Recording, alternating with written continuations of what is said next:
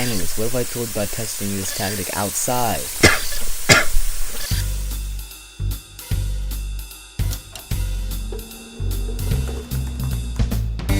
Welcome. We're back on the REPULS Blender News channel, and on this week's Tactic Tuesday broadcast, things are getting a little smoky.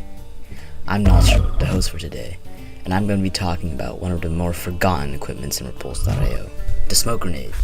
Let's dive in. What do we already know about the smoke? They can be used to disorientate the enemy and block their line of sight, enabling you or your team to force them into close range of combat. Our decrypted intel is going to allow you to make the most of this slept-on ability and get you the upper hand in your fights.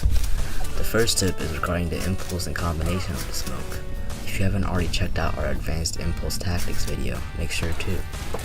The impulse has an interesting mechanic that allows you to push objects around, and we can use this to our advantage to confuse and perplex your enemies. Firstly, you must throw the smoke on the floor in front of you, then aim your impulse slightly down and fire away. It should push the smoke into your enemies, but allowing you to avoid getting close to them and risk getting blasted. There are a multitude of situation-dependent moves you can take now. You can fire away at the blinded enemies and take advantage of the disorientation they are experiencing. Make sure you are wary of the reckless enemies that want to escape the smoke and may run directly into you. I've just got confirmation that I can share it with you. This tactic involves forcing your enemies to play right into your hand. Pretty neat, right? Predicting an enemy's next move is essential to winning fights, but this tactic does that for you. This tactic works best on the control point and capture the flag game mode, so be sure to utilize it then. Place the smoke strategically in doorways or walkways leading to the point where you lie in wait, blocking the enemy's line of sight.